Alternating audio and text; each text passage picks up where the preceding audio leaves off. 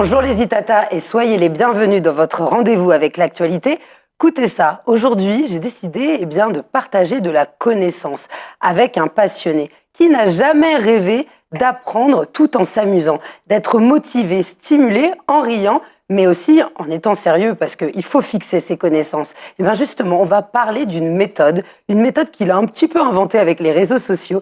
Hannes Garouche est avec nous aujourd'hui. Bonjour. Bonjour. C'est difficile de vous résumer, vous faites tellement de choses. Oui, on essaye de varier les plaisirs parce que la connaissance, pour moi, elle est tellement infinie que voilà, on essaie d'aller dans ces univers. Alors la connaissance, je l'ai dit, c'est votre passion à l'origine. C'est ça. Mais vous êtes tourné vers l'enseignement, vous êtes professeur de géographie et d'histoire. Pourquoi avoir choisi cette voie? Alors c'est vrai que pendant mes études, il y avait toutes les voies qui s'ouvraient à moi. J'avais envie de faire un peu de tout, du journalisme, travailler même dans la communication, etc. Mais ça s'est imposé un peu par la force des choses. Alors déjà, il y avait les impératifs de devoir travailler. Et donc c'est vrai que le concours de l'enseignement en histoire et en géographie m'a paru évident parce que il y avait le côté enseigner le temps, enseigner l'espace, ça faisait sens pour moi. Et donc voilà, c'est comme ça que je suis tombé dedans il y a un peu plus de 10 ans maintenant. Déjà, 10 ans, ça passe vite. Exactement, une carrière. Alors, une décennie, ça permet aussi de voir les évolutions de la jeunesse. Vous l'êtes encore, donc le rapport avec les élèves doit être particulier. C'est ça. Ça s'installe dans la confiance. Est-ce que vous avez des caractéristiques de ces Antillais? Vous vous exercez notamment en Guadeloupe et vous venez en saut de puce en Martinique, on le verra ensuite. Qu'est-ce qui passionne la jeunesse antillaise? Alors c'est vrai que moi, étant élève, c'est un élément que j'ai peut-être oublié de préciser. J'étais pas forcément un bon élève parce que alors c'est pas parce que l'enseignement ne m'intéressait pas, mais davantage parce que je ne percevais pas le sens. Et c'est vrai qu'étant devenu enseignant et discutant aussi avec d'autres enseignants, je commençais à me dire qu'effectivement, à partir du moment où on installe, on met en place une dynamique avec du sens, où les élèves finalement comprennent où est-ce qu'on veut aller, comment on veut le faire, etc., bah, tout de suite les choses vont beaucoup mieux. J'ai fait plusieurs années moi en banlieue parisienne, j'ai fait des établissements un peu difficiles, en Guadeloupe aussi, j'étais dans des collèges aussi à la réputation, en tout cas assez difficile, mais heureusement j'ai vraiment eu de la chance de à chaque fois tomber sur des publics vraiment passionné parce que j'essayais à chaque fois moi-même de verbaliser pourquoi est-ce que vous venez à l'école. Et j'aimais bien commencer les premières séances en début d'année par lever la main ceux qui pensent que l'école ne sert à rien. Et tout le monde avait peur, etc. Il y en avait toujours 2-3 qui levaient la main et je les félicitais en leur disant je vous félicite pour votre honnêteté parce que je suis sûr qu'il y en a 2-3 autres qui auraient levé la main mais qui ont eu peur.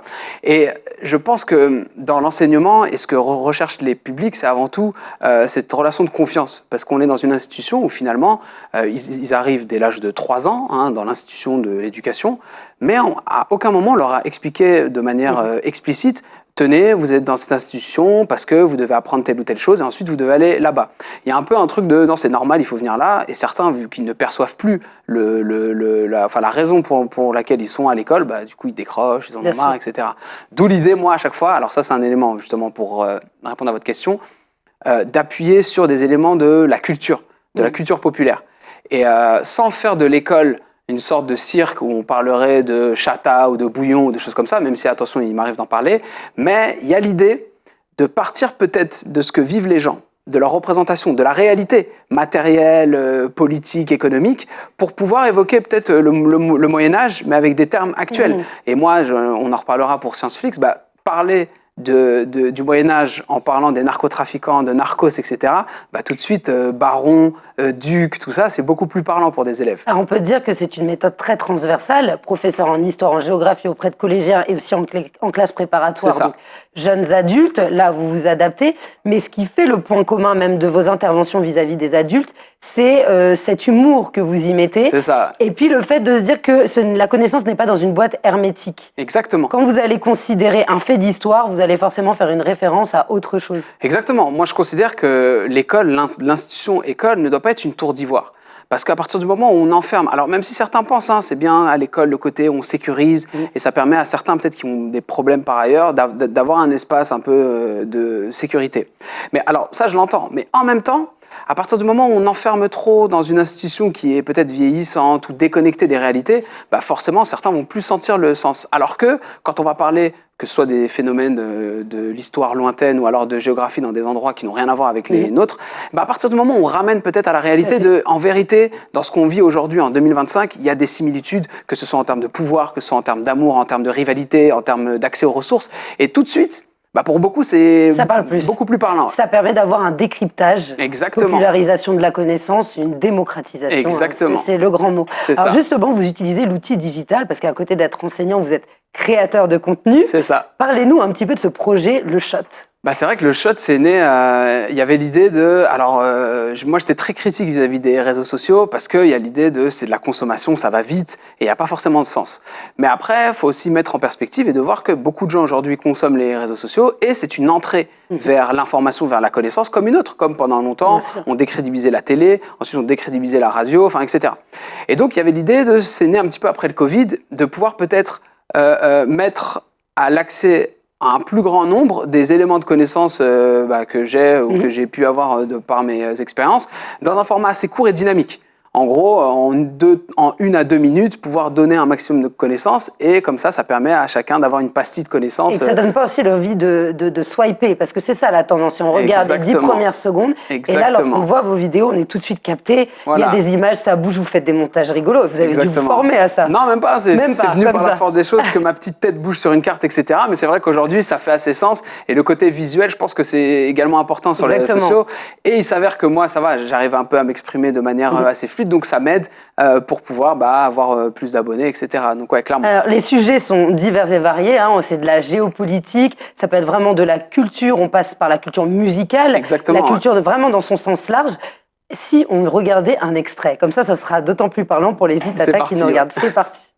Alors souvent, quand on pense au Congo, aux Antilles, il y a ce classique des mariages, baptêmes, communions. Et de l'autre côté, quand on pense aux Antilles depuis le Congo, forcément on pense à 1989, à ce live de Kassav. Mais il y a des relations beaucoup plus anciennes. Aujourd'hui, je te parle des Congos ou des Nègres Congo. À partir de 1850, juste après l'abolition de l'esclavage, les propriétaires terriens font venir des travailleurs engagés. C'est la phase de l'engagisme. Donc ils font venir énormément de travailleurs indiens, mais aussi à partir de 1851, énormément de travailleurs sortent du Congo. Alors voilà, c'était un premier extrait. On peut retrouver toutes les vidéos sur votre page Le Shot. Exactement. Alors, j'ai pris quelques exemples pour ceux qui nous regardent. On a un lien entre la colonisation et les feux en Californie. Alors rien que le titre, on se dit mais tiens, où est-ce qu'il veut en venir? Joey Dwight Filet qui est symbole de la mondialisation. C'est ça. Là aussi, c'est des choses que l'on connaît et puis c'est une porte d'entrée pour ensuite apprendre autre chose. Exactement, parce qu'en vérité, le monde dans lequel on vit, on le vit tous.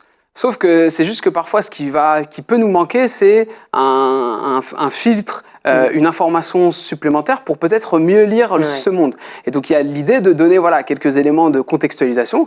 Et après, les gens vont consommer les médias ou tout ce qui les entoure avec peut-être un élément en plus. Ah tiens, je ne savais pas que la diaspora haïtienne avait tel impact en Floride ou au Canada, etc. Alors, en parlant de diaspora haïtienne, vous allez faire des vidéos dessus, mais vous faites aussi des interventions. Exactement. Vous pouvez recevoir des adultes, même des plus jeunes, on vient en famille et on apprend des choses. C'est ça, c'est que le public est très large.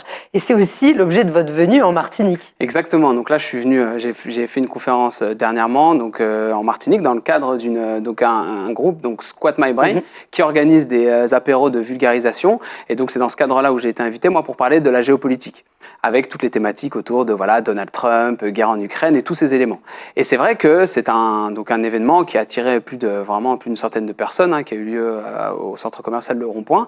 Et ce qui est intéressant, c'est que on a des gens de profils très variés qui viennent pour s'intéresser, poser des questions, parce que j'accorde aussi une importance lors de mes interventions au côté dynamique et interactif. Tout à fait. Voilà. Et puis on reprend les notions basiques, c'est-à-dire la géographie, la carte, qu'est-ce qui se situe où. Exactement. Donc il y a des personnes qui ne connaissent rien, qui apprennent, d'autres qui vivent déjà sur des connaissances, un solide passé, peut-être universitaire, Exactement. et qui vont pouvoir poser des questions pertinentes à la fin avec un véritable échange où vous n'avez pas honte des fois de dire attention, je suis pas d'accord ou je ne sais pas forcément. Exactement. On sent que vous êtes humble dans vos interventions. Donc j'essaie en tout cas d'amener ça, c'est le côté scientifique. C'est vraiment l'idée de se dire que beaucoup, alors que ce soit dans les médias, etc., on va présenter les choses de manière brute en n'ayant aucune contextualisation, que ce soit sur pourquoi les États-Unis sont la première puissance au monde. Enfin déjà, juste le fait de poser cette question nécessite peut-être de s'asseoir et de dire venez, on revient sur ces éléments de contextualisation. Donc moi hier, j'ai commencé mon intervention en expliquant bien que quand vous allumez votre télé, quand vous regardez dans les médias, imaginez-vous que vous êtes à la saison 3, épisode 8 de telle série. Donc c'est normal qu'au bout d'un moment, vous allez capter un petit peu, ok, le protagoniste, mais on n'arrive pas à comprendre comment ça s'est mis en place à la saison 2, à la saison 1, etc. Donc il y a l'idée effectivement de prendre le temps, parce que dans ce temps où l'information va extrêmement vite, eh bien ces apéros, ce qu'ils permettent d'avoir, c'est prendre le temps de poser les choses pendant 1 heure, 2 heures, et on peut effectivement mieux apprécier tous ces éléments. Alors là, on est sur la géopolitique, hein. Scott McBrain aussi organise des événements sur le digital, le scientifique, exactement, ça peut être vraiment les relations humaines. Exactement, les rapports hommes-femmes et tout. Franchement, c'est hyper intéressant. Je vous invite à aller voir sur Instagram, Squat My Brain, et c'est vrai qu'il propose pas mal de choses. Vous avez été intervenant aussi lors d'une conférence sur la musique avec Jocelyne Verroy. Donc il y a eu ces éléments-là, et j'avais fait une autre intervention tout à fait intéressante sur les figures noires et les sciences. Donc c'était des femmes, comment est-ce que donc elles ont pu, par toutes les barrières qu'on a essayé de mettre en tant que femmes et en tant que noires, que ce soit aux États-Unis, mais même en Martinique, on a fait la chance et on a fait venir Marie-Claude Valide, qui était la première pilote noire de France qui est martiniquaise. Donc voilà, il y a tous ces éléments qui, voilà, c'est un vrai lieu de savoir qui permet aux gens aussi de se déconnecter, parce que les réseaux sociaux, c'est très bien, mais le côté humain, on a un apéro, il y a un peu de musique, etc. Et de pouvoir aborder, là vous disiez cette pilote ou Jocelyne Berroy, comme ça, à la fin de l'afterwork. Exactement. On n'est plus dans le contexte d'un concert, et là, il y a un véritable échange intellectuel d'égal à égal. Et exactement. ça, c'est vraiment super. Je pense que c'est ça l'intérêt de créer ces lieux-là, et je sais que forcément, ça sera amené à se développer, et ce que fait Scott McBrain, il y a un peu l'idée qu'ils sont à l'avant-garde un peu en termes de pensée, mais vraiment je pense que dans nos territoires, en Guadeloupe, en Martinique, en Guyane, mais même partout dans tous les territoires, il y a ce besoin de créer des endroits où on se sent à l'aise, et puis en même temps on rencontre d'autres personnes, et en même temps on peut apprendre de nouvelles choses et découvrir. Et la connaissance n'est pas has-been. Exactement. Parce que c'est ça aussi, vous apportez un petit peu des paillettes à des choses qui peuvent être vues comme le premier de la classe, il est chiant. Et là vous êtes pour là de dire non, on peut avoir de l'humour, on peut être... En fait, ça peut être stylé de connaître plus de choses, et c'est d'autant plus stylé que on a découvert en neurosciences qu'on a une sécrétion de dopamine quand on découvre quelque chose. Et je suis sûr que c'est arrivé, je pense que ça vous est peut-être déjà arrivé de regarder un documentaire et de voir tel animal en fait il fait ça, parce que je pense que vous aimez les animaux, et tel animal fait telle ou telle chose, on découvre, et après on se sent beaucoup mieux d'avoir vu ça. Et donc il y a l'idée de aussi faire du bien. Scott McBrain fait du bien à la Martinique. Et puis de rencontrer des gens en direct. Puis enfin, on continue dans la vulgarisation, la démocratisation du savoir. Vous êtes allé aussi vers l'écrit. C'est ça. Donc j'ai proposé donc en coécriture avec mon frère et un ami Kevin Razi que je salue, Senseflix. Il y avait l'idée, donc ça on l'a sorti en 2021. Là il commence à dater un petit peu. Mais, on voit s'afficher à l'écran. Il est toujours accessible. Et on est parti d'une vingtaine de séries Netflix. Donc Prison Break, on a pris différentes séries, et il y avait l'idée de, à chaque série, essayer de montrer, comme Narcos, quel est le lien avec peut-être la géopolitique, avec l'économie, avec la sociologie, avec la psychologie. Par exemple, dans la série Black Mirror, pour moi c'est une série qui est incroyable, puisqu'elle traite de ces questions-là, de nos rapports à la technologie, nos rapports à l'individu, l'individualisme, etc. Donc voilà, il y a l'idée de partir des éléments de pop culture que sont les séries télé, en mettant un vernis en fait, derrière, il y a des trucs un peu plus profonds qu'on ne le pense. Alors vous êtes un véritable couteau suisse, on ne va pas s'ennuyer avec vous. Y a-t-il une des matières qui vous plaît le plus? L'enseignement, le contenu, la création? Je pense que ce que j'arrive à faire, en tout cas, et c'est pour ça que pour l'instant je suis assez épanoui dans ce que je fais, c'est finalement le combo de tout. Quand je vais être avec mes étudiants en classe prépa, forcément, là en ce moment on est en train de travailler sur l'Afrique du Sud, donc ça me permet de à la fois parler de ségrégation, de amapiano, de la musique amapiano, mais aussi de parler de plats typiques que la diaspora indienne, qui est la première diaspora indienne hors d'Inde, c'est en Afrique du Sud, propose aussi dans la ville de Durban. Donc voilà, on peut embrasser beaucoup de choses, tout en s'intéressant à des dynamiques socio-politiques, culturelles. Donc là, c'est l'amusement total. Et quand je viens faire des conférences ici, le public en Martinique aussi est très, très friand de toutes ces choses. Donc c'est un réel plaisir. Et en Guadeloupe d'ailleurs aussi. Alors justement, votre passion, elle va continuer. Exactement. Ça, on l'espère pour nous-mêmes. Est-ce que vous avez des projets à venir, je sais pas, un sujet pour revenir aussi en Martinique, puisque vous le faites régulièrement? Exactement. Donc là, c'est vrai que pour le coup, en ce moment, je travaille beaucoup sur ma thèse. J'ai commencé une thèse de doctorat en géographie et urbanisme. Donc moi, je travaille sur l'agglomération autour de Pointe-à-Pitre, Bémao et Zabim. Et donc, il y a l'idée de déjà boucler cela pour pouvoir ensuite peut-être proposer autre chose, alors que ce soit des formats écrits. Là, je viens de rédiger un article sur la violence la violence et la ville à Pointe-à-Pitre.